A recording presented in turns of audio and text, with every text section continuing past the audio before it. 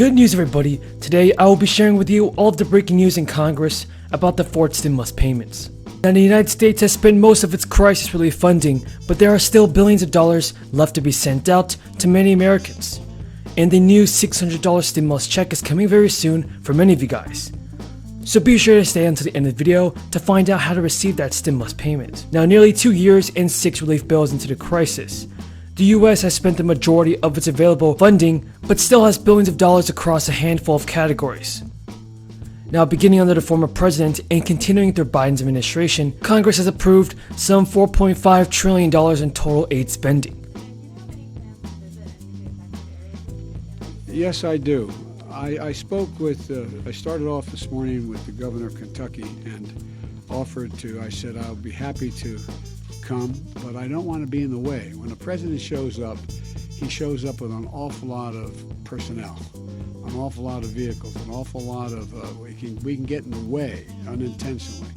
And so what I'm working with the governor of Kentucky and others who may want me to be there is I made to make sure that we are value added at the time and we're not going to get in the way of the rescue and recovery. But I do plan on going. Well, we'll see. Whatever is needed, I'm going to ask for. If we don't already have the wherewithal to take care of it, I'm going to ask for it. This is the United States of America. Our citizens are badly, badly hurt, and they're scared to death right now in terms of all those folks who they can't figure where they are. Where's my son? Where's my daughter? My husband? My wife? My mom? My dad? It's devastating. Yes, you have the question, sir.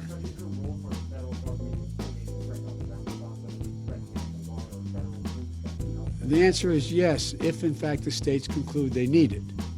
And so the National Guard has been called out in one state, but whatever is needed, it's within the authority of the President of the United States and the federal government to provide that help. And we're going to provide whatever is needed. I think we've demonstrated since we've been elected that every major national disaster, we have been there early, often, and stayed till we got it finished. And that's what we're going to do here. But again, I think what I've found is I've visited these disaster areas in other circumstances, whether it was the hurricane in Louisiana or the gigantic flooding in the Northeast or the wildfires in the West, is the real anxiety right now is all those poor people are wondering, where is my loved one? Where are they? Are they going to be okay?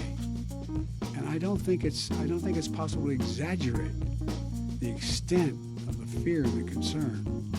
And we have a lot of...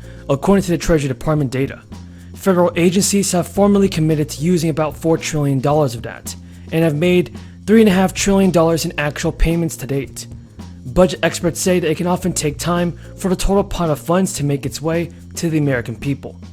That's because government agencies like the Small Business Administration and the Department of Labor go through a process of legally committing to a portion of allotted funding. In simple terms, the $500 billion or so in available relief resources that have not been obligated may not end up being spent by agencies. And now we'll Build Back Better Act, most historic legislation for working families in the century, jobs, bigger union jobs, higher paying jobs, lower cost, cuts taxes, make the wealthiest and big corporations pay their fair share.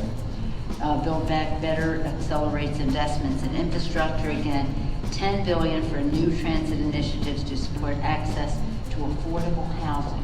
We in California know it's expensive to live someplace. In order for people to have access to jobs, they have to have faster access from home, where housing is affordable.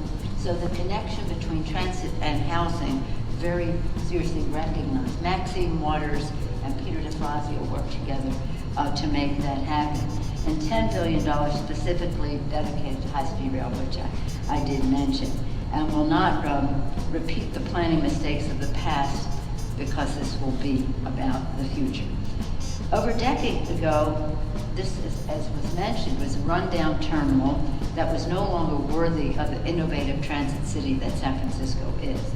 Under President Obama and then Vice President Joe Biden, in the American Recovery and Reinvestment Act, which was a Democratic initiative in the Congress, we were able to break ground, build a trans box below, $400 million, as was indicated in that bill, to build $400 million to build that was in that legislation, and enjoy now taking us to where we are today. But our work is never complete. We always want more, and with the investments made possible by President Biden, the bipartisan infrastructure bill, Build Back Better bill, what we did in the American Recovery and Reinvestment Act under President Obama and Vice President Joe Biden will bring Caltrans high-speed rail into this center in the heart of downtown San Francisco. And so there we are. Now, I afforded myself that luxury because it represents so much work by so many people, our legislators, the staff, the communities, the intellectual resource that you all are. There are deadlines for making these commitments, and they can span years. Now, the details also vary by program, and funds are not eventually obligated or returned for other government uses. And according to analysis, education, healthcare, and disaster relief are among the areas where the government has underspent its obligated funds. The agency was created as part of the March 2020 CARES Act to support oversight of crisis relief spending. Some programs also ended up costing less than initially expected. Half of the United States cut off enhanced unemployment benefits ahead of the Labor Day deadline. More money is also available for the education than any other category.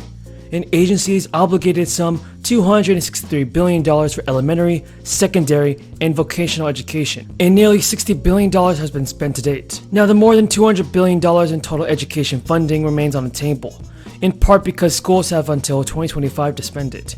Congress set aside the cash largely to help restart in-person learning, but schools across the country have reopened their doors, while using only a fraction of the funding. Now, the government noted that some states have used the money for programs to boost students who fell behind during virtual classes due to poor attendance or lack of reliable internet access.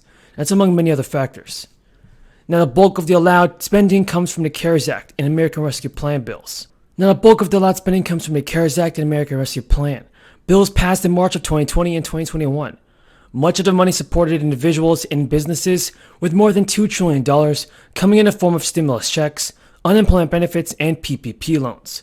But everybody, here's the breaking news about the stimulus payments. There's more money coming to a specific set of workers that were uniquely affected by the crisis. The money will go to farm workers and meat packers.